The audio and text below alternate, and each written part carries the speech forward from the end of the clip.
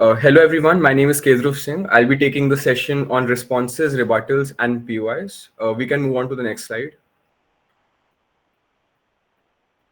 Yeah, so this is going to be a very engaging session because it's not just me theoretically talking about stuff. I'll also give you an example, which is like a motion and certain arguments, which you'll also get to respond to as well. So it's important not just to listen, but to interact because a major portion, which is like more than 50%, is going to be you making up arguments, you making up rebuttals, and me just telling you if that rebuttal is probably good or not in a debate room. So like be prepared because a certain part of it is going to be theoretical, but then we'll move on to the like practical stuff of it. You'll come up with rebuttals, and this is important because later on in mocks you'll come up with rebuttals yourself and you'll be giving these rebuttals in your speeches as well. So this is like a very important session to do. Yeah. So firstly, what are the golden rules? Number one, learn how to listen in a debate. All right. So learning how to listen in a debate is very important because not only do you need to like listen to other people who are making their arguments, which is like your opposition side, you also have to like devote a certain amount of time talking to each other. So it's important that you don't like talk to each other over that you're not able to listen to the other like opponent's speech as well, right? So it's important that you're like focusing on multitudes of things, but the most important thing here is that the person who is like in the opposition team, you are able to understand their case, you are able to understand their important arguments. So obviously, like for example, if your prime minister is speaking, you as a deputy prime minister and government whip can talk to each other thoda thoda. If within that, it's okay if you're passively listening to your own speaker. Obviously, you cannot like ignore your own speaker. It's also important to listen to your own speaker so that you know what case you are defending, so that you know what stance that you have to take within this debate. But listening to the other side speaker is very, very important because if you miss an important argument, then you cannot really even form a rebuttal for it in the first place. So whenever you're talking to each other and someone else's speech is going on, ensure that you're not like devoting too much time talking to each other. So obviously, like after your opponent's speech is over, you get 30 to 45 seconds, then you can talk to each other, then you can like tell any rebuttal that you want. But when the person or opponent's speech is going on, just ensure that you're not talking to each other itna zyada that you're not able to hear them. So this is very important that do it, but in a limited capacity. Ki you are like you're not distracted and just talking to each other. Listen to the other guy's speech, other person's speech, and ensure you are listening to it. Achha se. Yeah. Secondly, or make notes of what you hear. So like obviously note making depends on what your own style is because you like there isn't a standardized structure that you can follow. But one thing to note here is that you don't have to write every single word that your opposition is talking about. So for example, if a speaker is speaking for 7 minutes, they're going to say a lot of things, right? They're going to make arguments, they're going to have examples, they're going to have analysis. You when you're making your own notes, you cannot really write every single thing because you have to also critically analyze and critically think about their points as well. So it's more important that you're able to understand their point and critically review and critique their point so you're able to come up with responses that are good instead of you spending a lot of time in just writing this is the response, this is the response. So an ideal technique that I also use is like quickly just use one line to know what their own argument is. So like if they're talking about reducing unemployment, so I'll just quickly write reducing unemployment. Then I'll start critically thinking what are my responses going to be. So like then I'll start thinking in terms of how can I rebut the main idea or the main premise of the debate. So like that becomes like the main focus instead of you writing every single thing down. So you can write the main idea in just 1 or 2 lines, and then you can start thinking about the responses and like writing each response so you're able to give up and like give them in the speeches as well. So like take note of this also. Thirdly, do not over talk to your teammates. They also need to listen to the debate. All right. Yeah. So I've also talked about this before only, but it's important that all of you are able to listen to the other person's speech.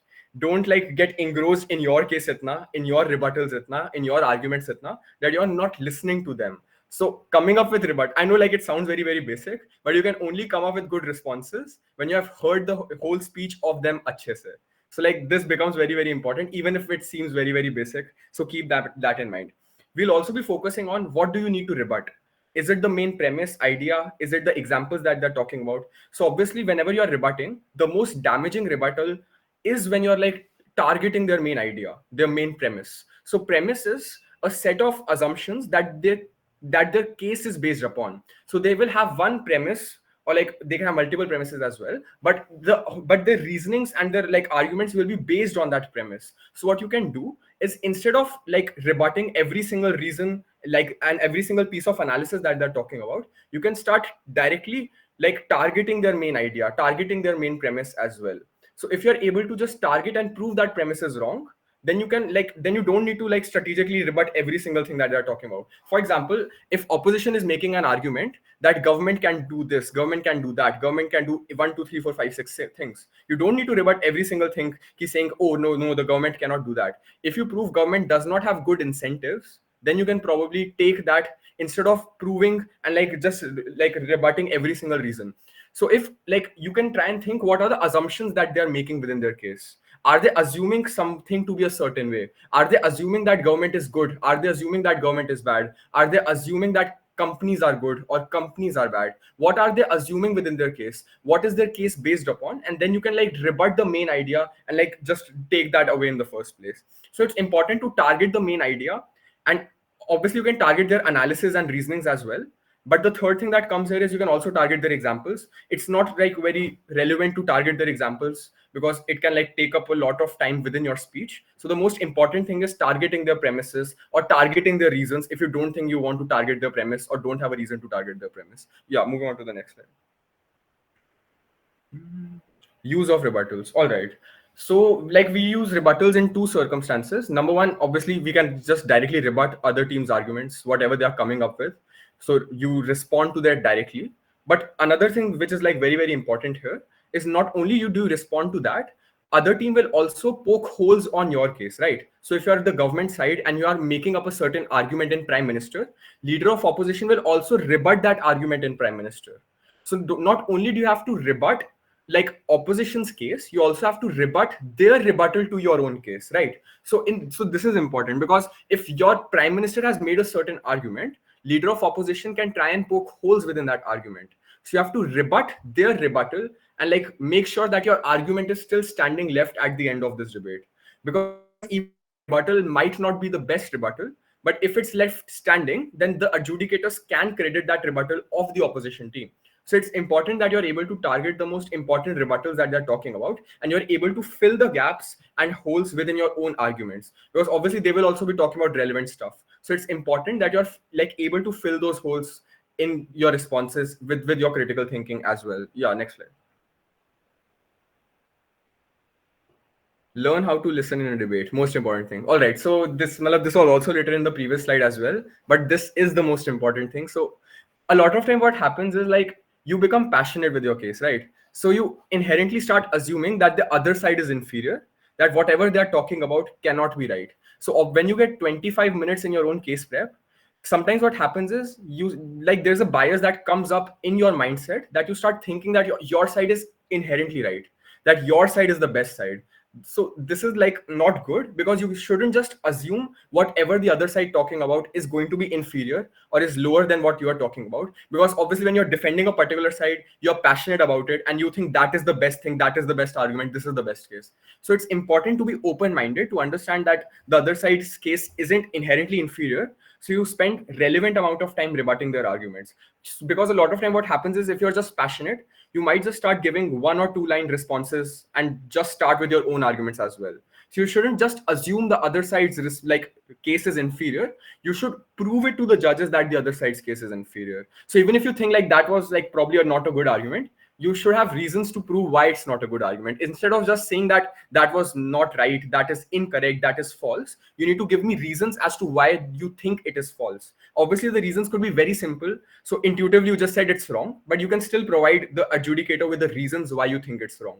So it's not just about calling stuff out in their speeches, but giving the reasons behind why that call out is valid. Because if you just say that call out is valid, judges are probably not going to credit it. You need to prove to the judges why that call out is also valid in this. Secondly, yeah, locate and identify the most important arguments. So obviously like there would be certain arguments that the team would be spending the most amount of time on, impacting the most, proving that it is the most important. So you need to critically think which is the most important push, which push do I need to take out first. This probably forms the major part of their case, a major part of their impacts or who they are trying to help. So it's important that you're able to identify which are the most important parts, but also rebut that in a manner that you're not wasting too much of your time. So it's good to like rebut their main idea, their main like premise that their case is built upon, instead of you taking one, two, three, four, five examples within their case and trying to just rebut each example. Because each example is based on that one idea. If you're able to take down the idea, all of the examples like simultaneously fall as well. So this is the most important thing. All right. Third, tell their arguments in a couple of lines. All right. So this is like related to your speech structure and how you should structure your speech. Generally, what happens is like whoever is a responsive speaker, they start with certain explicit rebuttals for like 1 to 2 minutes or like 2.5 minutes, depending on like the debate that has happened. Then they move on to their main case. So what is also important is your rebuttals should not get blurry, because for an adjudicator to credit your rebuttals, they need to understand what it is you're rebutting, right? So if you're just randomly just throwing out rebuttals, but you're not linking what it is rebutting, the judge doesn't understand what you're trying to rebut. So just for more clarity in your speeches, just to make sure that judge understands what you're rebutting, it's very important to let the judge know which part of that case you're rebutting, right? Obviously, you shouldn't just like spend 30 to 45 seconds stating their whole argument, stating their whole reasoning, stating their whole analysis. You cannot spend that much amount of time when you're rebutting or when you're stating their arguments. But in 1 to 2 lines, 3 lines, you can state their argument, then start with a rebuttal. So you can talk about, for example, how panel opposition is talking about lowering their employment, but this is why we don't think it's valid. One, two, three. Now the judge understands which argument you are targeting, right? Otherwise, what happens is like the opposition side is probably going to make many arguments. They're probably going to talk about a lot of things. If you just randomly throw out a rebuttal, it's unclear whether the judge as an average person is able to understand that. So it's not just about making your case, having clarity to yourself. You need to like transfer that clarity to the judges, because if judges don't get that clarity, they cannot credit your point, right? So just ensure whenever you're rebutting something important, let the judges know what it is you're rebutting in 1 to 2 lines, and that is when you can probably proceed and you can probably like establish your own case as well. Yeah. Fourth, respond with your arguments and logic. Obviously, like as I've stated before, it's not enough to call something out as it's false, as it's wrong, as it's incorrect. You have to have your own arguments or your own logic to back it up, right? So reasoning in parliamentary debating is very, very important, as we have already told you. It's not about facts and evidence. You can use facts and evidence, but with reasoning. So even when you're making your own arguments, which is your own positive case, it's important that you have logic. But even when you're rebutting the other side's case, you need reasoning, you need logic. So whenever you're thinking about something, you intuitively might know that it's wrong. Just think about it. Why is it wrong? Why am I rebutting it? So if you're able to do that as well, then you're able to create more impact and judge can credit your point better, right? All right. uh, it's also requested if everyone can turn on their camera. I see like a few cameras turned on. All right. Yeah, so I'll continue. All right. Fifth, contrast the impact. Contrast the impact is important in terms of comparative, because for example, if you are proving, if like two sides have like some impacts, government is proving impact A, opposition is proving impact B. If you're able to rebut impact B, then you also need to tell me the importance of your impact now. So like it's not that you can just rebut their impacts in isolation. You need to establish why your comparative or what you are trying to prove is also important. For example, like let's not think about separate impacts. What if both the sides are trying to achieve the same thing? Government wants more employment, opposition wants more employment. So it's not enough for you to tell me that opposition doesn't get more employment. Then you have to contrast it by telling me how you get more employment in your side. So it's always a comparative game.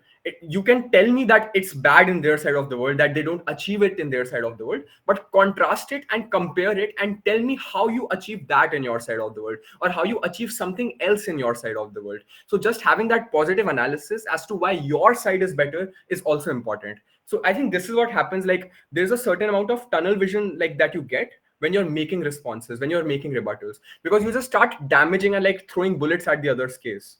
Even if the judge credits all those bullets, The judge doesn't know how it gets better in your side, right? So it's important that you establish your own comparative when you are rebutting them also. So the judge, you can rebut it by saying that their side is bad, but you can contrast it in your side and tell us why it gets better in your side. So this is more convincing and more relevant for the judges, because it's not you are just shooting bullets at their side, you're also building your own castle, you're also building your own case. Your comparative is better, your comparative is also very, very important. Yeah. Sixthly, never try to rebut every example. I think, yeah, this is something that I've also stated previously as well. It's important, like, that you don't just start rebutting every single example, every single thing that the opposition side is talking about. It's important for you to prioritize, because you also get 7 minutes and you have to do a lot within those 7 minutes. Not only do you have to respond, but you also have to come up with your own comparative, your own case. You have to develop your own arguments. You have to analyze your own arguments. So it's important that you prioritize your time. Don't spend your time in like rebutting examples. If you're able to rebut the main idea, rebut the main premise, then the example simultaneously falls as well. So it's like a structure that exists. There's a premise, there are three reasons, there are five examples.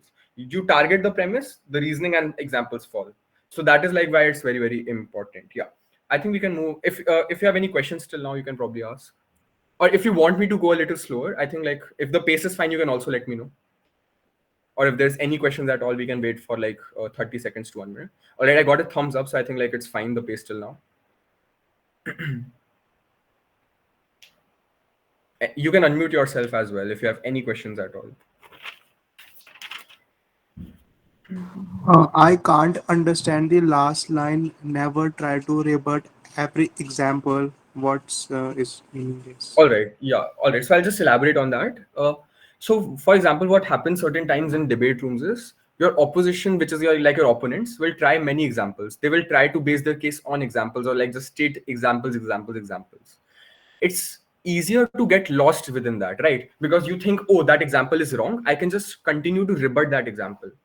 But it's not like relevant, it's not strategic if you spend a lot of time doing that. If you're able to rebut the idea behind that example, that is probably more relevant. Obviously, in certain cases you can like rebut their main example, but that shouldn't be your priority. So for example, if their whole case is built around the central example, which they tell you is very, very important, you can probably try and rebut that example as well. But it shouldn't be your main strategy, it shouldn't be your main goal. Your main goal is to target the premise or the idea that their case is built upon.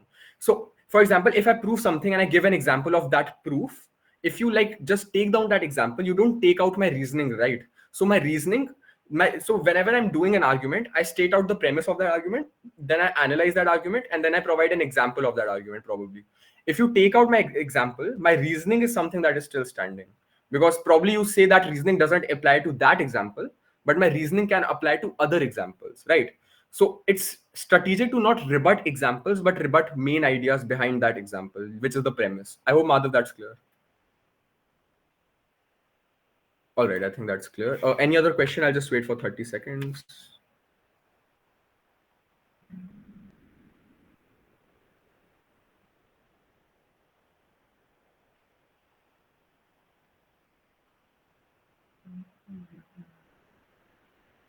Okay, so I don't think there are any questions. Yeah, we can move on to the next slide. All right, so this is like where the interactive part starts. This is going to form a like large chunk of our session. So you have to interact. All right, so what I want from you all is just read this, like the motion is given above. This house would ban gambling. There are three arguments that the government has made. What you have to do is you have to specifically rebut each and every argument. The argument that you're rebutting, you can like state it as one, two, or three. So if you are rebutting the third argument, which is like the industry promotes other activities like drug or gun violence, you can write three before your answer. Then I like just read that answer, interact with you, and like just think if that response is good, if that response is valid. So yeah, you can take 1 to 2 minutes and start forming like your responses.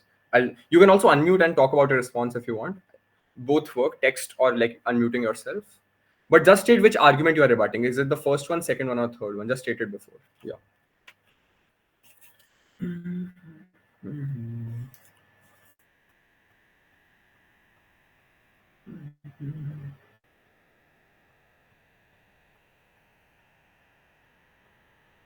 So I see there are 20 plus people. I want like interaction from everyone. Like this exercise is important because when you will be going towards mocks, you'll have to form responses as well to the other side's case. So it's better like we do this in interactive form earlier as well. Yeah.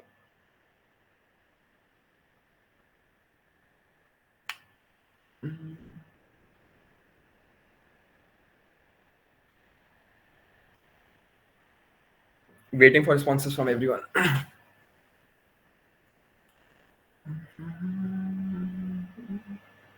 I can also state the argument. So the first one is gambling is a social evil, generally seen as a negative virtue. So probably there are many rebuttals to this. Let's think about them. Secondly, it makes people go broke and only the rich benefit. All right. The third one is the industry promotes other activities like drug or gun violence.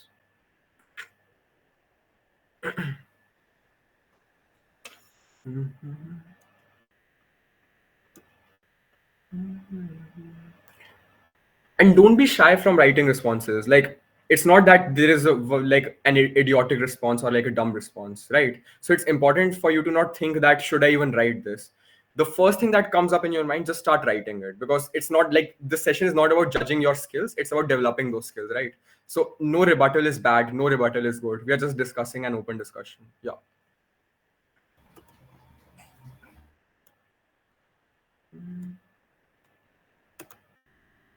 The responses should start coming in by now. What's going on, everyone? All right.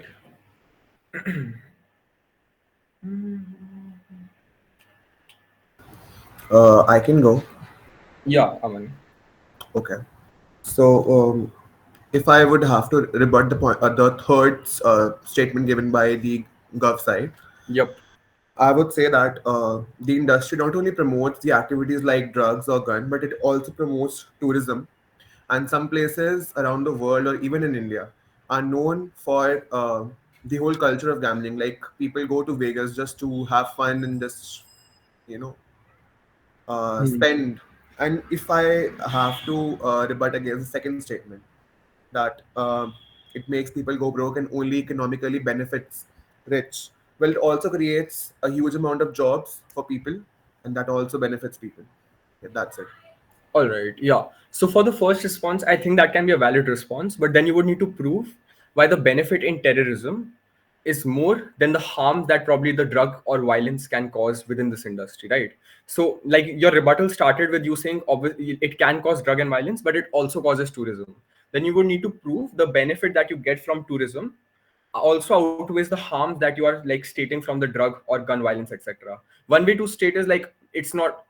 Actually, I won't state the arguments, Abhinav. I'm waiting for you to do it. Yeah. So, for what you specifically said, it's important to prove why tourism is so much important and more important than like the other aspect of that industry.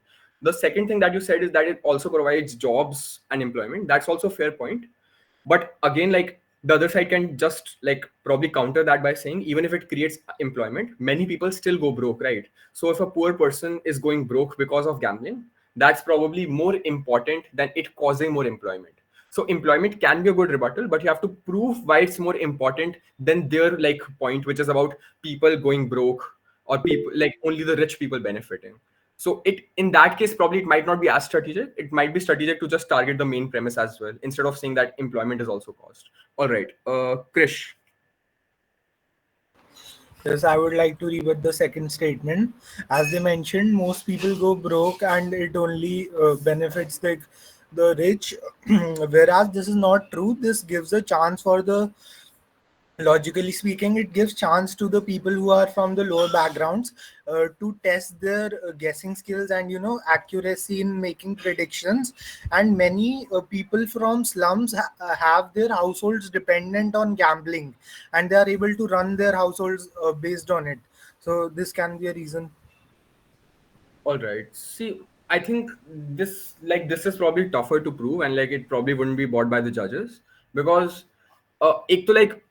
like given gambling is mostly about luck based, it's tough to know what you're guessing, right? And given that your capacity is limited and like you're guessing, the other side can probably claim that it's worse for poor people because you're risking your money. And it's not that you can develop a skill mostly for gambling, which is probably mainly about guessing, which is probably about like chance based winning. So if you're trying to, so this rebut is probably not strategic because the other side can claim that it harms poor people more because it puts them at risk and their like the money that they have with themselves is already very very limited. So if the money that they have with themselves is limited, them guessing and putting this money in guesswork is worse for them instead of them trying to earn money through other mechanisms. So yeah. Chris, you want to add something to this or like yeah? No, I understood it, like how it has to be rephrased and the points to be noted. Yeah, thank you. Yeah. All right. Janak? Can I go now? Yeah, yeah. So I want to respond to the second point, which makes people go broke and only economically benefits the rich. It is the choice of the person who want to gamble. There is no force from the government side. Also, there are terms and conditions written in the document, so it has to be followed by the person. Also, since this is a revenue for the government, so I think is a capital revenue receipt for the government. So that's why. Yeah, I think that's a fair response because just talking in general about why you should have the choice and why should government shouldn't take that choice from you is in general very very important. And this also targets like the premise of it, right? Because it's regardless of what you choose to do with it, you might get broke from it, you might benefit from it. But choice is something that takes it down because choice is something which is prior. So if you think that people should have the choice, regardless of them having bad circumstances, you are able to also target the premise of this argument because you're not contingent on whether people are going broke or whether people are becoming rich. Your response is that regardless, people should have the choice. So this is something that can be a good rebuttal. And I think revenue as something is also probably you can like focus on. Obviously, it doesn't like directly target the main premise, but it's still a valid point. Yeah. All right, so I'm expecting more responses in the chat box because only a few people have like unmuted themselves. So if you're not responding through like unmuting yourself, I'm expecting responses in chat right now I for have a like the question. 3 points. Yeah, Janak. What is the literal meaning of premise? All right. So premise is simple. So whenever you're talking about something, there's a central idea behind it, right? This premise is something that you're assuming within that. So there is something in general that you think is right, and then you're basing your whole case on it. For example, like I'll talk in detail about premise as well later, but like after these responses are done, I'll talk about the premise of like these arguments as well. So premise is general is the central idea behind whatever arguments you're making. So if you're able to beat that general idea, then you're able to like have benefits. Then you're able to like mitigate their case and like flip their case as well. Like yeah, I'll talk about the premise of that as well. Krish, yeah. For rebutting the first statement, as they mentioned that gambling is a social evil, generally seen as a negative virtue, Yep. it can be said that the barriers have been created by the social construct, which takes away the choice from individuals whether they want to get involved in any such thing, which is the prior motive of them having a choice.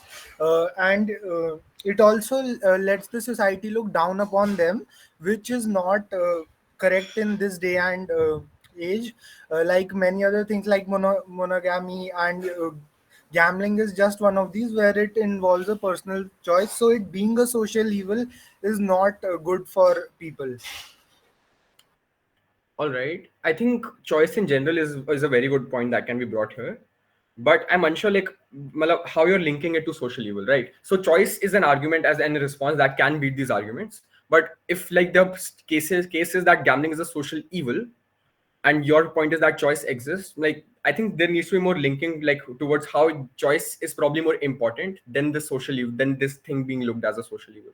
So I think your rebuttal is fair about choice, but it needs to be more linked with like the point and how it outdoes the point. Yeah. Tanmay.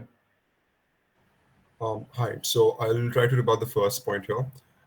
It says that gambling is a social evil, which is something that's not entirely true because it can only be done purely for fun and can be regarded as a social thing that happens, and not only it should not be seen as a in a negative virtue, is what I mean to say, because the main purpose that sometimes people have behind gambling is purely for fun.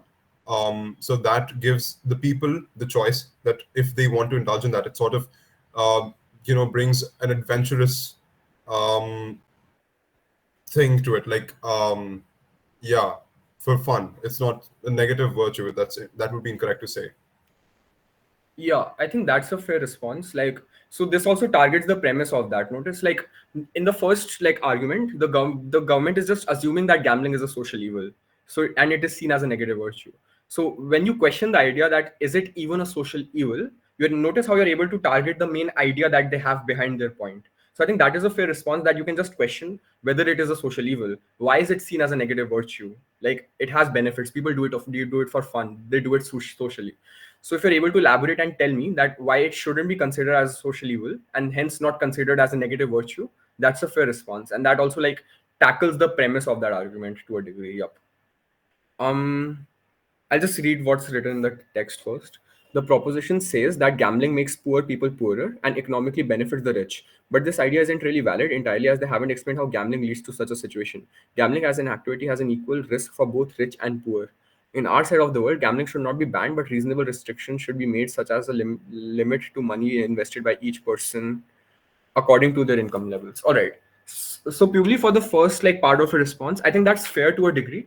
But here, like the opposition side can still point out, even if like rich people and poor people can be equally benefited or equally harmed, the degree of harm to that rich person and that poor person is different.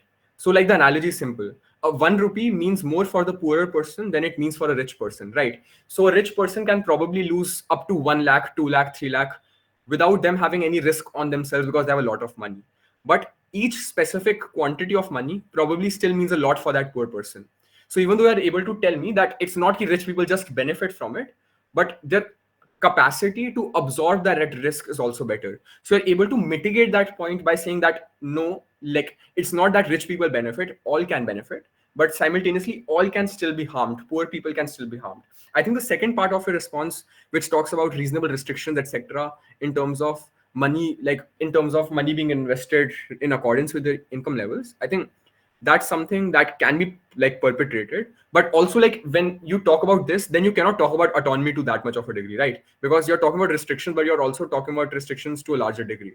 So you're also like taking away autonomy, obviously not taking as much autonomy as is being taken on opposition side of the world. Autonomy simply means choice, but you are putting restrictions on it. I think restrictions and regulations in general is a good point that you can bring forward here. I think yeah, your rebuttal is fair. Like yeah. All right. What's after that? The government says that in the status quo, gambling is seen as a social evil, as a negative virtue.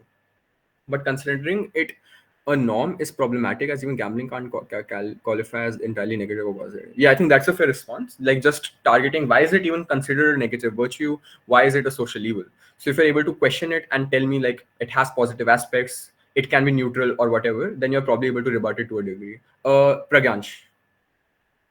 Right. So I revert to the first point itself. I hope I'm audible. Yeah, yeah. Yeah. So gambling does not necessarily qualify to be considered under the broader umbrella of a social evil, right? Because when you're considering a social evil, it is something which has a direct negative consequence in the society. Something which is, when we're considering the case with gambling, depends on the individual in question, right? And that individual's perspective on the disadvantages and the advantages of gambling. So when we're not actually able to qualify and clarify on the basis of whether or not gambling actually has only demerits to the society, and whether or not it has a negative virtue and a negative perception in the society, we can't necessarily qualify for it to be a social evil. Yeah, I think that as a response can work. Obviously, like the opposition side here can point out that it has negative circumstances like people losing out their money, people getting addicted. But if it has merits also, then probably what needs to be done is are the merits and the advantages more than the disadvantages? So you'd have to prove by the advantages or like just having gambling in general is better than not like and then the disadvantages or the demerits. So like the mechanism that you're using that it cannot be considered social evil because it has merits as well.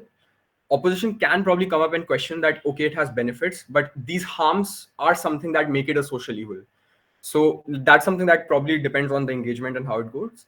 Your rebuttal is fair, but it doesn't target the main idea. It like it is to a degree rebutting the analysis, which is like it's not a social evil because social evil like it cannot be a social evil because it has advantages as well. Obviously, like that is a fair response, but probably the other response which talks about it not being a social evil in the first place also qualifies. So if you're like setting up a metric for why it is not a social evil, then you have to prove why it doesn't fulfill that metric. I think like that then probably makes it Fair. better. Yeah, yeah. Janak. Okay, I want to give response to the first point, that is gambling is a social evil, but I don't think it's a social evil, as it is very clear that there is a certain chance or probability of winning for winning some person. For example, in casino there are certain numbers, and if the probability is simple, that for example there are 30 numbers, and one out of 30 is the probability of winning.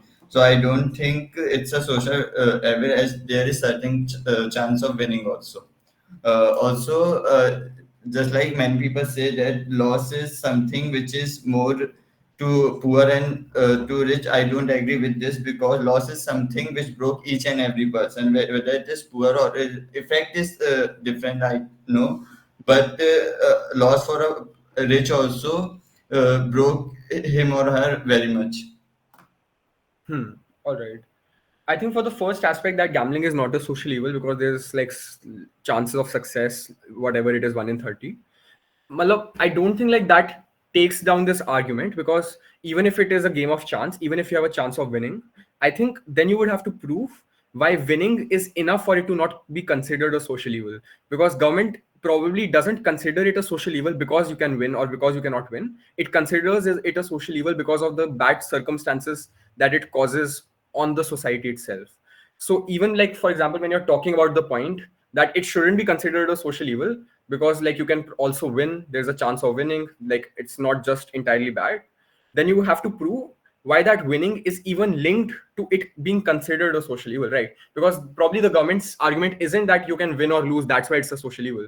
The argument is that the bad repercussions make it a social evil. So I think in the first part of what you're talking about, it's a fair response, but it isn't fair in terms of how like the argument is framed. So in general, it's like a valid point that you can win as well, but it doesn't take down what the government is talking about, because government is calling it a social evil that can be regardless of whether you can win or not.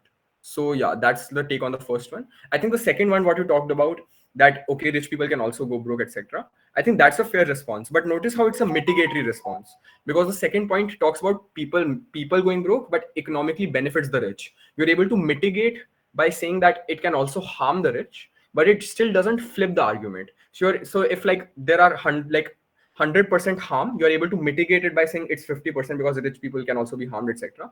But you're not also able to tell me why it should still be done, right? Because in the second part, the government's point is that people can go broke. If you tell me that rich people can also go broke, that still doesn't take out the main idea, which is the main premise. The premise is still that people can go broke. You have mitigated it by saying that everyone can go broke, but still, like, insofar as people can go broke, you haven't flipped their idea. I hope that's clear. Yes, thank you for the response. Yeah. I'll just start reading from the chat as well. Yep. All right. Promoting gun and drug violence can also be seen in a positive effect because it can promote the defense of a country, and some drugs can also be used. So it's dependent on how the individual how we use it.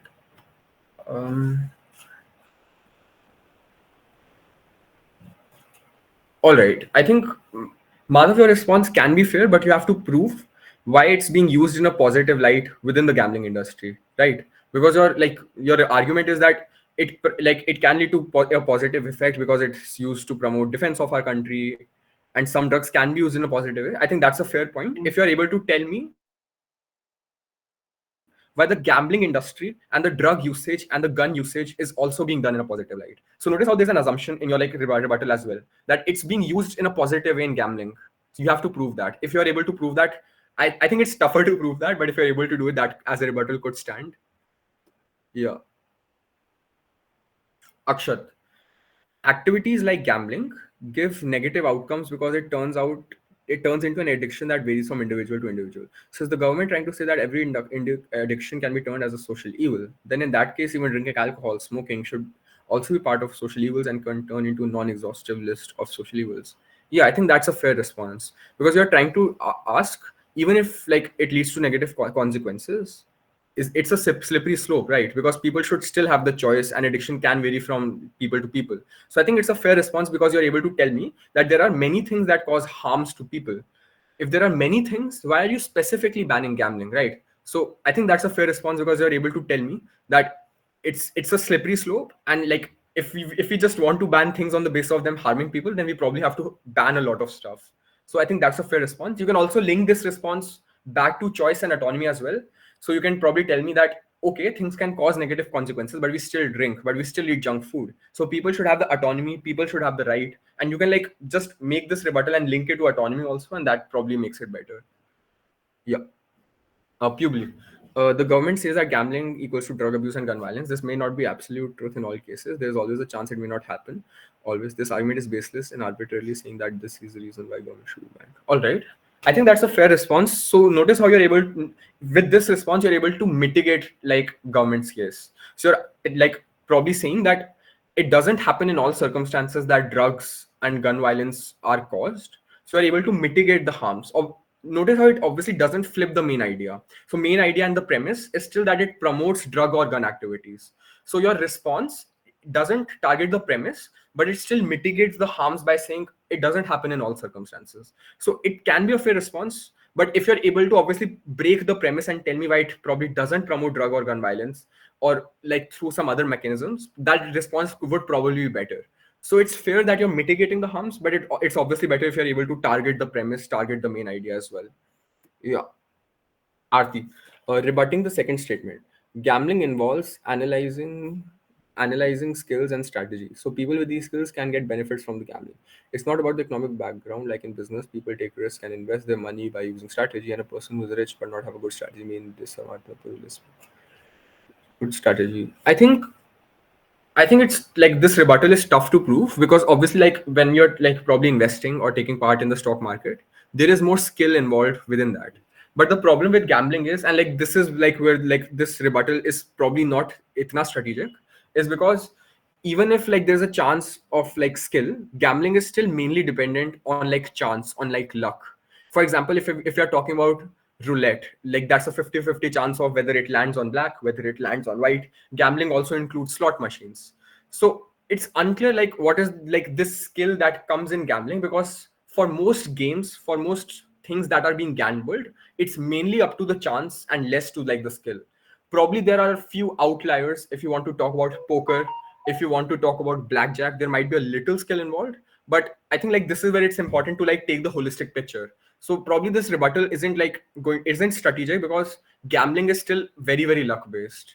So you would have to prove why gambling isn't itna luck based, and that's tough to do because in general, in most games that are being gambled, for example blackjack, roulette, whatever, it's mainly luck based. So like this is why this rebuttal is probably not itna strategic. Pugly. The government should know that banning gambling doesn't just end it, rather it may continue underground and can go out of control in a very bad way. Harms can be, yes. Yeah. So this is a very, very good rebuttal. It is a central rebuttal that comes in many, like when you are trying to ban stuff while debates, that even if you ban it, it happens underground, but it happens in a worse manner, right? Because if it's happening illegally, there is no regulation in place. You're not able to protect people or save people. So if banning doesn't stop gambling because there can be like underground addas that are still promoting that gambling, then notice how you're able to transfer the harms onto the other side as well. Because if the other side harms were it causes drug and gun violence, well, when it happens underground, it probably causes more drug, more violence. So purely notice how this rebuttal is taking down the idea or premise better, and it's also pushing a harm onto the other side. So I think, yeah, I'll just move on to a last rebuttal. Yeah. So when a rebuttal was that it doesn't happen in all cases, that was a mitigatory rebuttal.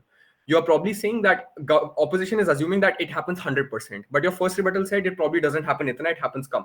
But your next idea says, okay, it happens, but it happens in your side as well, but in a worse environment because it's underground. Notice how the second rebuttal is more effective in taking down the argument, because the third is mitigatory, but the second flips the argument on them. Yeah. Krish. Yeah, for the last point, we can state that it is not the industry which promotes the activities like drug or gun violence. It is about certain individuals who are involved in it and they promote it. So instead of focusing on banning the whole activity itself, you should focus on removing those bad elements, because if they were to be present in any other industry as well, so it is the fault of certain individuals. Yeah, I think that's a very fair rebuttal, because it's because if the argument is that gambling has certain like things like drug or gun violence, other industries also have that, right? So why is that government only wants to ban gambling then if there are other industries where bad actors exist? So this is a good point, that you shouldn't punish an industry because bad circumstances exist, because it can exist in any industry. It's better to regulate it, it's better to put restrictions, but to catch the person who is doing it. And obviously here publica, like the point also comes, when you do it underground, these people still exist, but like it's more unregulated, it's more hazardous, it's more unsafe when it's unregulated. Yeah. Akshat, government talks about gambling leading to drug abuse and gun violence, but do all forms of gambling have the same consequence? Lottery is a popular form of gambling, which even the common people play for thrills or hope in hopes of reward. But do all forms. All right. Yeah, I think this is like in this response is in lines of the of the response that Pubali also gave. I'm sorry if I'm like butchering the name thoda sa. Yeah, Pubali also gave around the lines that it doesn't happen in all circumstances. So it's a fair rebuttal because you're able to question whether it happens in all circumstances. You're able to say it probably doesn't happen. It doesn't happen in lottery, etc.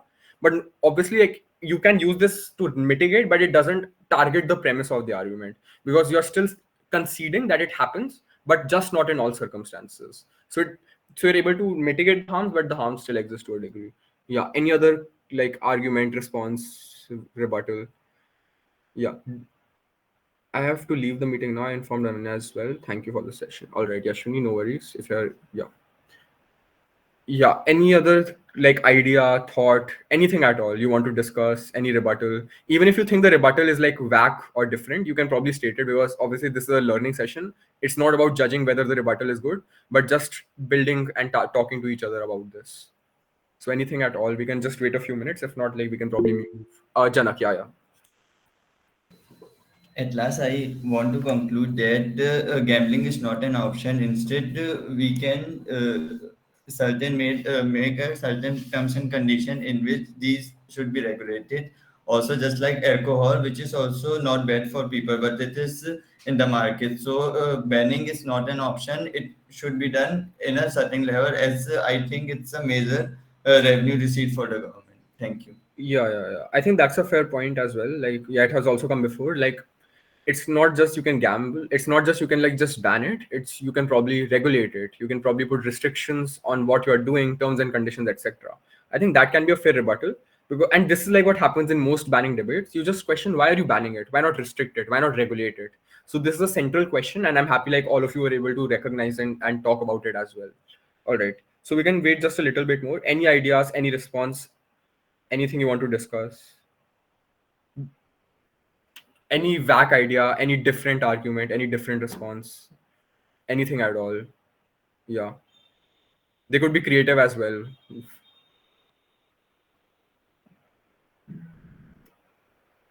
If not, yeah, I'll just wait for 1 to 2 minutes more. 1 minute more, I'll wait. Then we can move on to the next slide if there's nothing from anyone.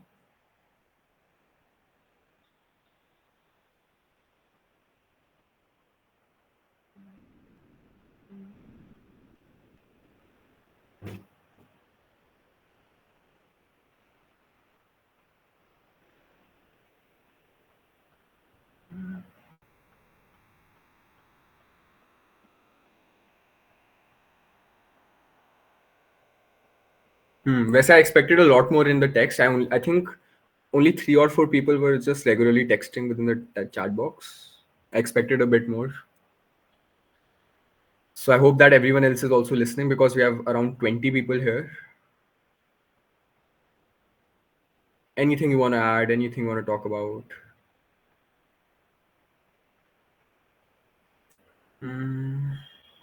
I think we have also covered the central ideas in each rebuttal, so that's very good in each argument. It's not so like we missed a major point. All right. So yeah, I'll just talk about the premise a bit more and how you target the premise and like what were the responses that were given by each and every one of you. So for example, gambling is a social evil generally seen as a negative virtue. Notice how the central idea and the main idea behind this point assumes that it is a social evil. So if you're able to tell me why it is not a social evil, why it is not a negative virtue, why virtues are dynamic or why whatever, why it's not a social evil, then you can probably also take down the idea behind that point. So you're able to tell me it's not a social evil because of XXX reasons, and that's why it's probably better. Um, yeah, and for the third point as well, the like it assumes that drug or gun violence happens. Like that's the like idea it's built upon. Probably you can target by saying it doesn't happen. Obviously, like you cannot prove that because it does happen. You can also try it in other ways by saying it's still worse in your side of the world because it happens underground, as also Pubali said. So it's worse because even if this harm exists, you just make this harm worse in your side, because banning doesn't solve the drug or gun violence issue, right?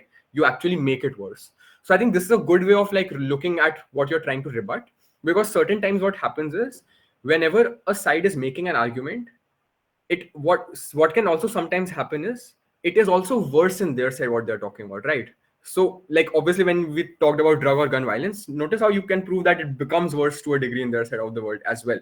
So it's also important to look at it this way. Don't just accept the harm that they're posing upon you. Think whether this harm on a comparative exists in their side or is greater in their side. So there are two ways, like there are responses on that are built. Number one, you can try and prove that the harm is inexclusive. For example, if the third point is that the industry promotes activities like drug or gun violence, inexclusive means you can say the harm also exists in their side of the world. So it becomes a symmetric harm because it's not unique to a particular side. So if drugs or gun violence happens in both sides, it becomes inexclusive. The second thing you can try and do is not just inexclusive, you can push it worse in their side. So it's not that it becomes symmetric in both sides, it becomes worse in their side, as also Pobali tried to do. So this is also like a way of looking at it. I think we have targeted the general ideas within like each specific argument. So the first one, which is talking about gambling is a social evil, generally seen as a negative virtue. So the principal idea is, why is it a negative virtue? Why is it a social evil? Why should we take that into account? So I think here I'll also talk a bit about how they're like three frameworks which are used in like any kind of moral judgments or a moral framework, which are like number one, which is utilitarianism. Utilitarianism is a moral framework which talks about pleasure, benefit. Maximum pleasure is more important than like maximum pain. So it's about maximizing pleasure and minimizing pain. So that is what utilitarianism is about in general. अभी मैं थोड़ा सा brief दे रहा हूँ, like it's not इतना linked to this. Second, it's deontology. Why it's your obligation to do that in certain instances. Why it's like deontological probably means it's an obligation. So it's not about pleasure or pain, it's about what obligations like entities have within a society. Third is virtue ethics. So this is like a virtue ethics. It just assumes certain things to be a certain way. So gambling assumes like it to be negative in a certain way. So you are probably criticizing virtue ethics in like this and like this moral framework as well. Yeah. Second, about more people go broke. Like this is where autonomy is something that you can bring upon, which is like you also talked about. You can also talk about how people in general are rational to a degree. So even if you are poor, you're not going to spend massive amounts of your money because you have other responsibilities. You have to take care of your children. You have other like things that are on your mind as well.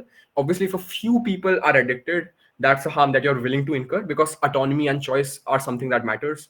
Third is also about how if drug or gun violence happens, it's better to regulate it, because even if you don't regulate it, probably it can still happen in other industries. Well, probably it can still happen underground or illegally in like an illegal gambling adda. Or secondly, you can also talk about how other industries also have this, you don't ban them. So I think central ideas were like targeted in each. Yeah, we can go on to the next slide.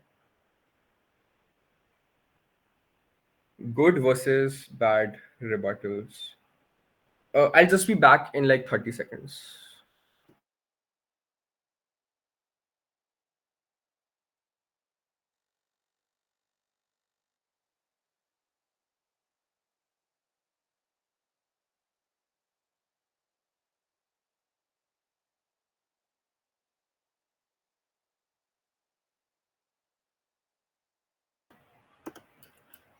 Oh, yeah, I'm so sorry. I'm back. Yeah, so I've already talked about this. Always attack the premise first. Every case is always built either on an assumption or a principle. So notice how, like, in the first argument, there was an assumption that target directly, and notice how it does the most damage. Because instead of saying it's not a social evil because of XXX reasons, you can just question whether it is even a social evil in the first place. Why are you questioning it? It is a social evil. So that is probably something that you can do. So attacking a premise in general is like something very, very important. Secondly, generally avoid attacking examples, waste a lot of time and can divert the debate. Yeah, as I've discussed before, it's strategic to probably avoid attacking examples. Obviously in like a very extreme circumstance, if the whole case is based on like a one main example, you can try and rebut that example. but it's always more strategic in most circumstances to attack the premise, because examples fall when the premise falls. That's the most important. Thirdly, attacking premises is consistent and can evolve. Acha, I'll just explain this. So this is important. So for example, Prime Minister starts with an argument and with like a premise of their argument. You rebut that argument in leader of opposition in a particular way. What you can also do in deputy leader of opposition is attack that premise in another way, right? So it's better if you're able to have multiple reasons, multiple responses for like a particular side's main idea or main premise. So that is better because you're not relying on one push or like one response. If you have multiple responses, judge if the judge is not able to credit one response, the judge can credit the other response. So it's important that you are like able to attack the premise, but the attacking can evolve as well, right? You can attack it in a different manner in leader of opposition, then you can attack it in deputy leader of opposition, and you can also attack it in op whip as well. So it's better you're able to attack it as early as possible, so you're able to start your rebuttals in leader of opposition as well. Then you can build on it later on as well. The second thing that is important is to be consistent. So a lot of times what happens is, for example, leader of opposition is rebutting something. Deputy leader of opposition shouldn't directly contradict them. So this is where like you can probably take an even if scenario, right? I'll just take one example, 1 second. Can we go on the last slide, Eba?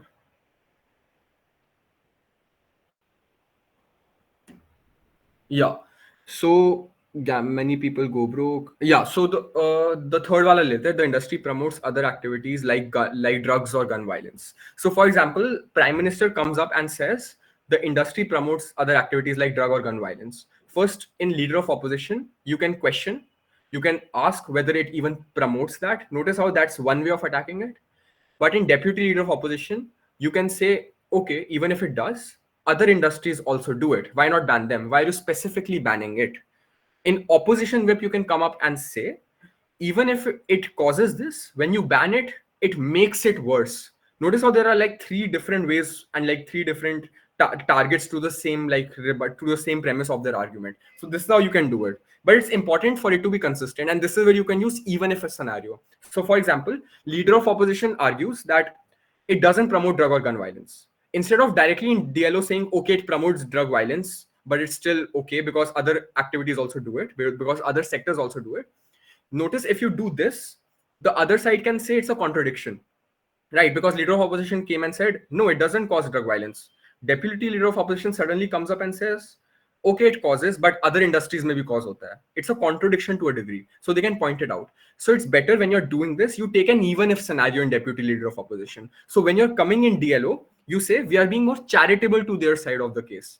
We don't think that it happens, but even if it happens, it also happens in other industries. So this even if scenario is important because it saves you from the other side saying you're contradicting.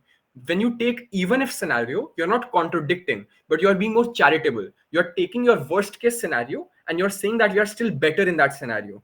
So even if industry promotes drug and gun violence, we think it's all right because it's also done in other industries. But also when you ban it, it becomes worse. Even if it is caused, it becomes worse. So this is something that you can target as even if scenario. Yeah, we can move on to the next slide.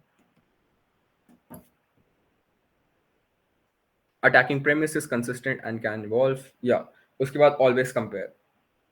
I think, well, yeah, like as I stated before also, it's important for you to be comparative in your responses to a degree. So it's not just enough for you to poke holes and like shoot bullets at their case. You need to tell me why that impact is better in your side or another impact is better and is more important in your side. So it's always better to be comparative. When you're proving that this impact doesn't occur in their side, simultaneously you can also tell me why it occurs in your side, and how you can also tell me another different impact and why that impact is more important. So you can also be comparative in what you're doing and how you're framing your rebuttals. So obviously, like there are two ways to rebut it. Number one, you can like whenever you're giving a speech, you can directly start with rebuttals, and you can like integrate other rebuttals in your arguments as well. So generally what speakers do and what I do as well is I have some direct rebuttals. I start my speech by saying, panel, I have a few direct rebuttals. Then I'll start with my own arguments, which will also have integrated rebuttals. So for example, like one way is to directly rebut their points through certain logics, through certain reasons. The another thing that you then do is you start with building your own case, is you start with proving your arguments. And when you're proving your argument, you can also say, notice how when we prove this, it's better than their side. And you're like also able to respond to their material when you are able to prove your own material. So even when you're building your positive material, even when you're building your positive case, rebuttals can somewhat be integrated, because if you prove your argument, if and the rebuttal was that you're not proving, or like an impact is not proved, if you're proving in a positive manner your argument, you're also able to directly deal with their rebuttal as well. So it's also good to do direct rebuttals, but then building onto your arguments and always being comparative in that case is very, very important. Yeah, we can move on to the next slide.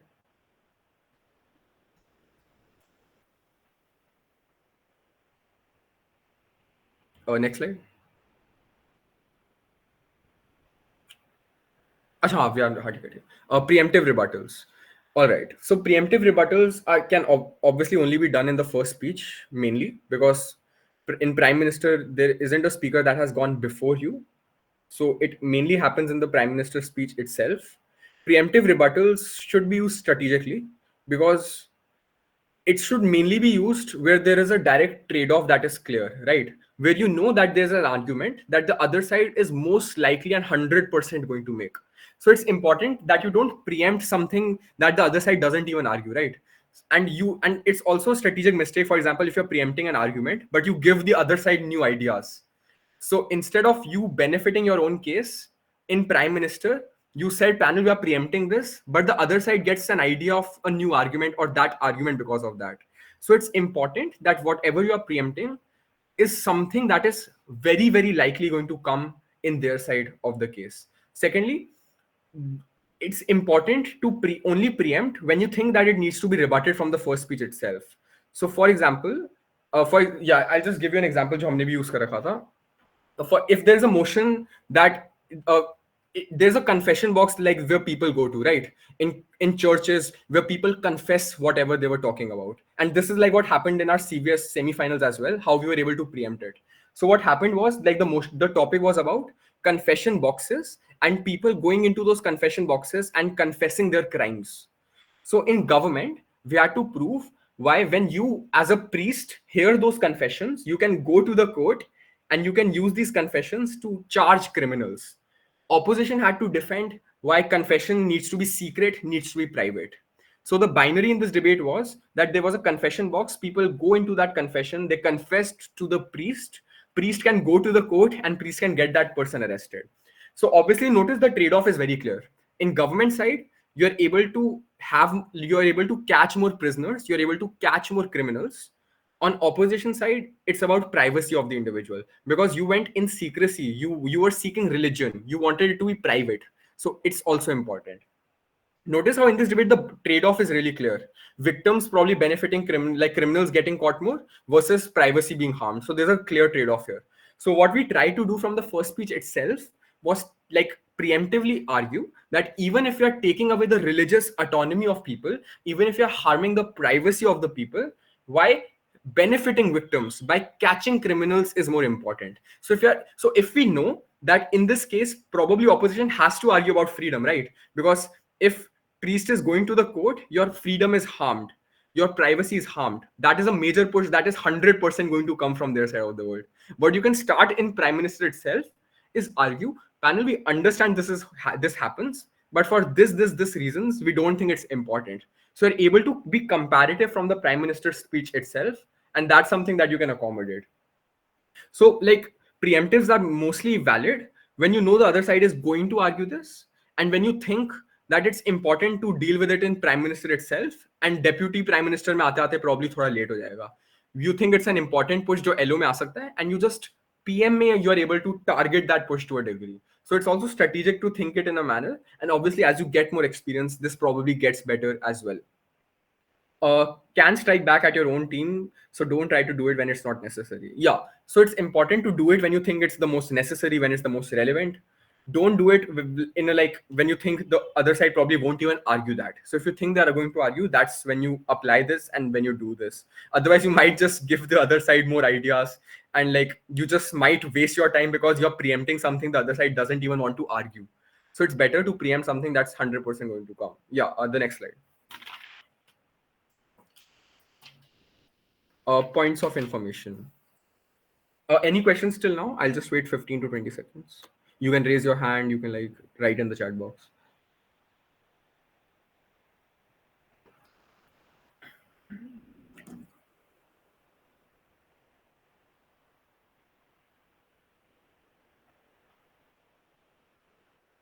All right. So I don't think there are any questions. Yeah. Points of information. Number one. Can you please explain again the third point? Yeah. About like, can you go back to the last slide? Can strike back at your own team, so don't try to do it when it's not necessary. Yeah, so it's important that you're preempting something when you think it's absolutely necessary. So when you think the other side is just going to argue this, when there's a high likelihood that they're going to argue. Notice in the example that I talked about, opposition has to talk about autonomy, right? Opposition has to talk about religious freedom, because when a priest is going to the court, that is being harmed. So if in PM you know that is going to be something that LO is arguing about, notice if you're able to rebut it and preemptively say why it's not itna important, then the other side's case becomes less like relevant, less strategic, or less persuasive. So it's important that you're preempting something, that you're predicting something that is going to happen. If you're predicting something that has a very less chance of happening, then you're wasting your own time. Because you know, if you, for example, if you spend 45 seconds preempting an argument, predicting an argument, and like directly countering it in first speech, but it doesn't even come in LO, then you have wasted your time. So it's important that you are doing this only in certain circumstances when you know the other side is going to argue it, is likely to argue it. So that is where it becomes the most relevant. Yeah, Madhav, is that clear? How to get the central idea of the argument, as if we pre-assume then the opposition will say that. Yeah, so this is why preemptive rebuttals need to be done like in a strategic manner, because and this is why you cannot just do it in every circumstance. You have to do it in a trade-off debate. If you know there's a trade-off that exists, so this is where it becomes important, because otherwise the other side can argue different things. So how to get the central idea of the argument if you pre-assume. So all right, you can get the central idea if from the motion you know that something is being done at the cost of something. You know there's a clear trade-off or a binary that exists. Because if you know there's a trade-off that exists, then you probably have an understanding of the central idea, of the main idea, right? So for example, like just taking that again, if I know ki, if like confession wala debate hai, and priest is going to the court, what happens when priest goes to the court? वो जो confessioner है उसकी autonomy is lost. That's a very like that's a very proximate thing, that's a very relevant thing. So you can, that is something you can target, because that is like going to be one of their main pushes, because it's a trade-off that exists. We want victims benefiting, they want privacy in a religion. So you can recognize a central theme by looking at the trade-off that is existing. For example, I'll take another motion or a topic. uh, this house believes that we should prioritize on the quality of schools over the quantity of schools. So quality is about making sure that each school has good teachers, good infrastructure, good people, good extracurriculars. Quantity of schools is about access, making sure most poor people have access, making sure other like entities, and it's also in most vulnerable areas. So quantity is about making sure the quantity is the most. Obviously, I'm just trying to make this very simple. This is probably not a motion that can be framed in an actual debate. One side has to defend quality, one side has to defend quantity. Now, when you're defending quality, for example, you understand the other side has to defend quantity, right? The trade-off means that that their central idea is behind defending quantity. So when you're defending quality, you can go in the prime minister's speech and you can directly say, panel, 3 reasons we don't think quantity is important. Notice how you know quantity is something that opposition has to defend. If you're directly preemptively able to deal with it, you're probably most likely going to deal with their actual case as well. So when there's a trade-off wala motion, you can recognize what is their binary, what is your binary. Obviously, if it's a bit complicated, if it's a bit muddled, then it's strategic to not include preemptive because you're not sure what the other side is running. But if there's a very central idea which the other side has to run, that's something you can incorporate. Yeah, Janak. I hope that helps. Or any other doubt? Or you, yeah, thumbs up. Okay. Yeah, we can go on to the next slide. Yeah. Points of information. Interjection between a speaker's speech from the other team. Good tool for engagement. All right. So point of information is like when you are giving a speech, the other team can stand up. The other team can probably verbally ask you for a POI, and it's up to you that whether you want to take it. So this makes the debates more fun. It makes the debates more complex as well. POIs are, I'll just give you like the brief of what a POI is and like just the rules that you need to follow. Number one, POIs can only be asked within the first and the sixth minute. So notice how your speeches in general are 7:15, 7:20. In the first minute is protected minute. That's where you cannot be asked a POI. After the sixth minute, you can also not be asked a POI.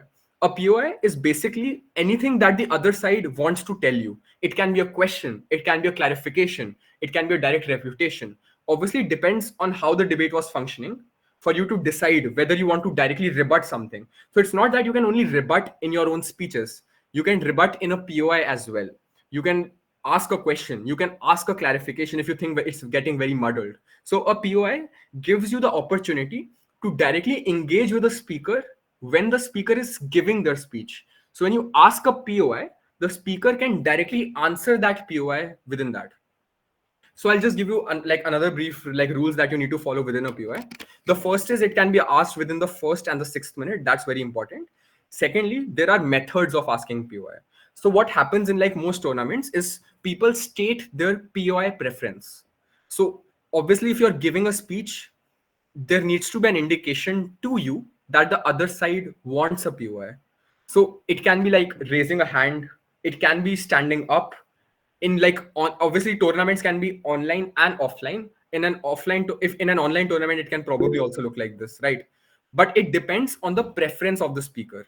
So generally what happens is people give their preferences. What it looks like in offline setting is people letting you know that you can raise your hand for a POI, that you can stand up for a POI, and or like you can verbally ask for a POI. So this is something that speakers will let you know. In online setting, it means like whether you want POIs through the chat box. So generally what happens is the convention is people take POIs through the chat box. So when a speaker in a tournament or in a mock is giving their speech, you can just type POI, and and this like indicates to the speaker that the other side wants to interact with me, right? So this is just the ways of asking a POI.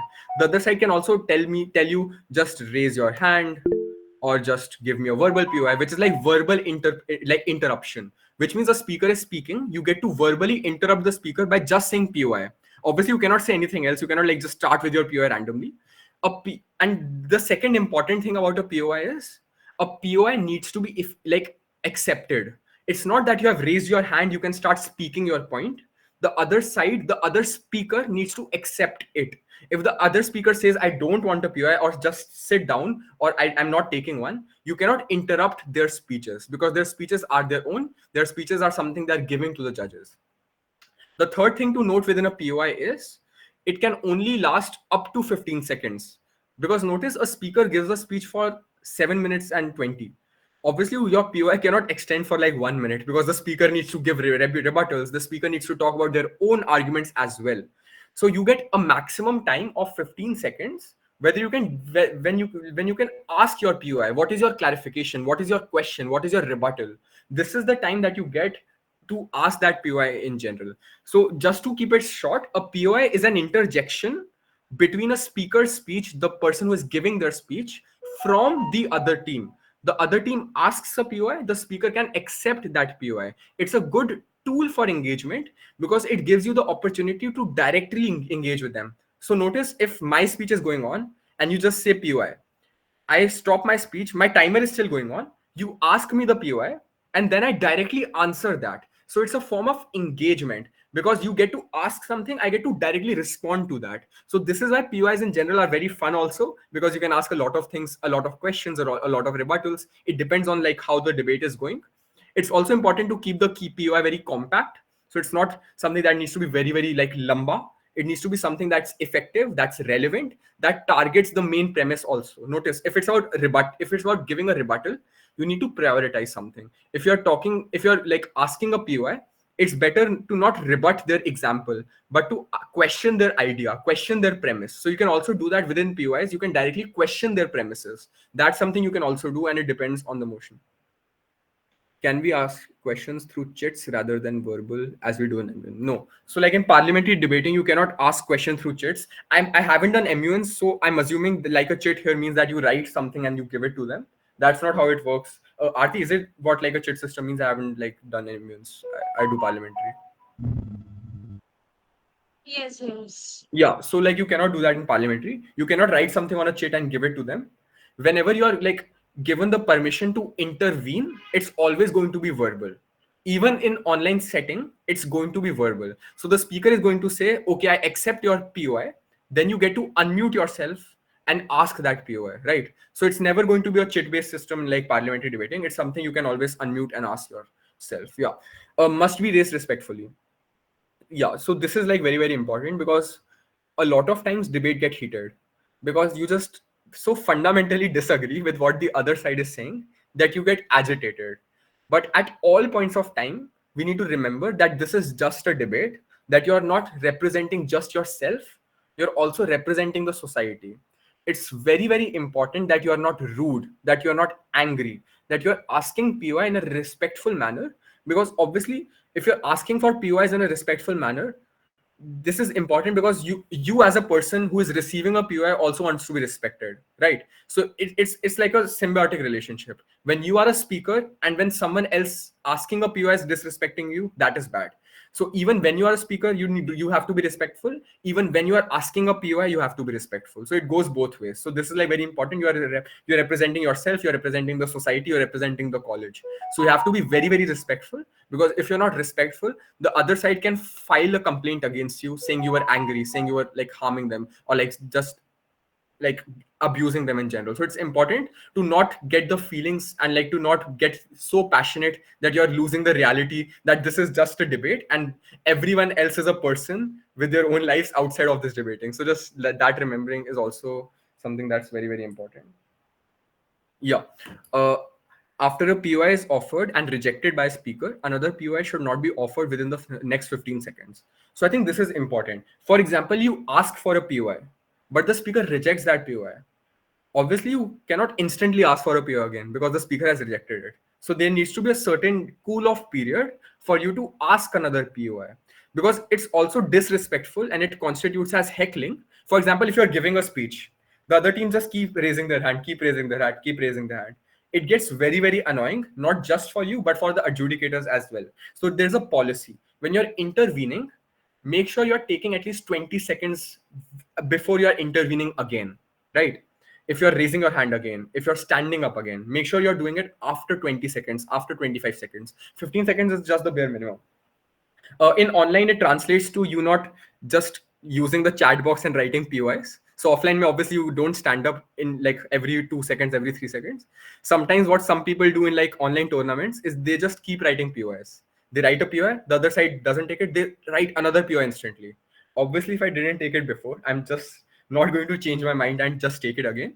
So it's important, even when you're using chat box, you write a POI, but you take 15-20 seconds, then you ask for another POI.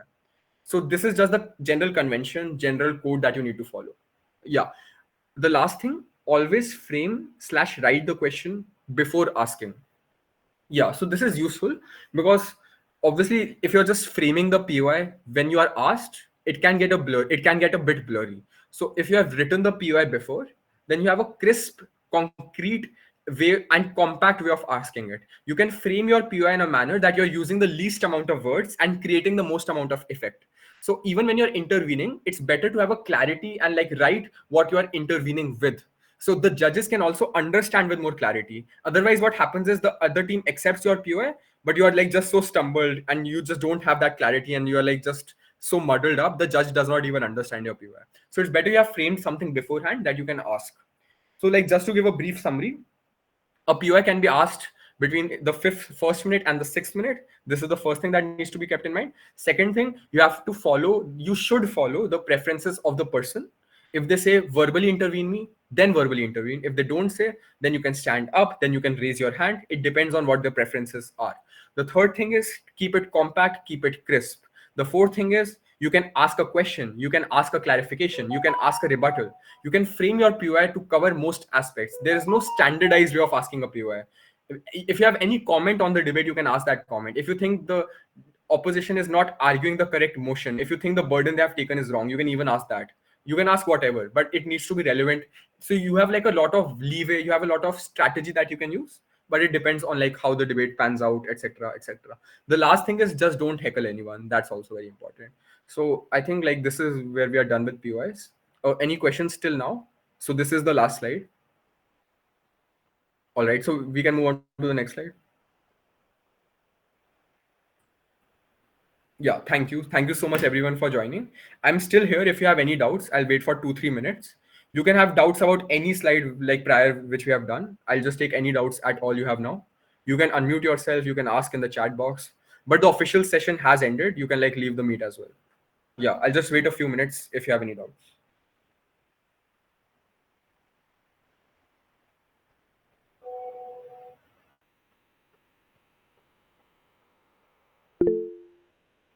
Yeah, probably.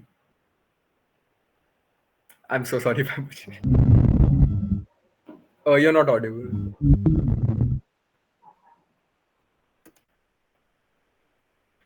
Thank you. When will the next offline session be held? All right. So after we are done with Am the I training. audible now? Oh yeah. Yeah, Yeah, you're audible. I was just saying that can you just once tell a little more about the premise of gambling, like what gambling actually is? Because as a novice, we didn't know exactly like gambling में क्या क्या आता है, like casino ही आता है या this roulette, blackjack, what all these things is. Just a basic understanding. What exactly is gambling? All right. See, gambling has many aspects, but it mainly is in the concept of chance only, right? So gambling is anything where like you have a chance to win, but you also have a chance to lose. It's less about skill, but more about chance. So when you're going in a casino, when you're like betting in a slot machine, it's like any consequence can come. You can win, you can lose. But for example, when you go in a stock market, you can go with research, you can go with information, you can increase your chances, but your ability to increase your chances in gambling are very very less. So there are some outliers, and this is where like courts also have like some debates as well. So for example, if you have poker may obviously you are given your cards, but it's not entirely gambling, because you can there is skill involved, because you can bluff the other person, you can try and read the other person. There are also mathematics that is involved to a degree. You can like lower your odds of losing if you play a certain way. Obviously in blackjack you can also do that. So these are outliers in gambling because they don't form the central aspect of gambling, and there are debates whether they are even gambling in the first place. So poker is now seen as a chance, as a game of skill by I think like the Kerala High Court or something. There was a plea that was passed. For example, Dream 11, which is like the cricket game, there was also a plea passed like it's a game of skill, it's not a game of chance. So gambling mainly includes a game of chance where you have very very less control, where it's more about anything can happen and everything can happen. But there are some outliers where you have a little control, like poker, like blackjack, but that's still gambling in like the most aspects. So 99% you don't have control, it's mainly about what happens. But in 1% there are outliers, there are extreme extraordinary circumstances. Yeah. Any other questions? When will the next? Understood. Yeah. Thank you. When will the next offline session be held? All right, so what we want to do is we want to ensure that like for online training sessions everyone is able to attend, right? So there's a purpose that these training sessions are online and kept at a comfortable time, because we number one want everyone of you to come, but secondly we also want to record these sessions, so if any one of you misses, they're able to watch it back again. So we will start with offline sessions after the training sessions are completed, because we want you to get offline mock debating experience. So you will start debating like relatively soon after like all the training sessions are done. Then we will have offline mocks where you will debate and where we will judge, and like that's where the fun experience starts, because you get to have your own speeches, you get to rebut to the other side, you get to interact with other people, you get to make friends within the society. So yeah, that's where the fun part starts, but just the training part is also important, so you're able to have fun within the fun part. Yeah, Madhav. Yeah, I see that emoji. Thank Yeah. you. Thank you very much. Yeah, no worries, no worries. Any other question? Anything anyone wants to say? Any observations? Any POIs if you want to?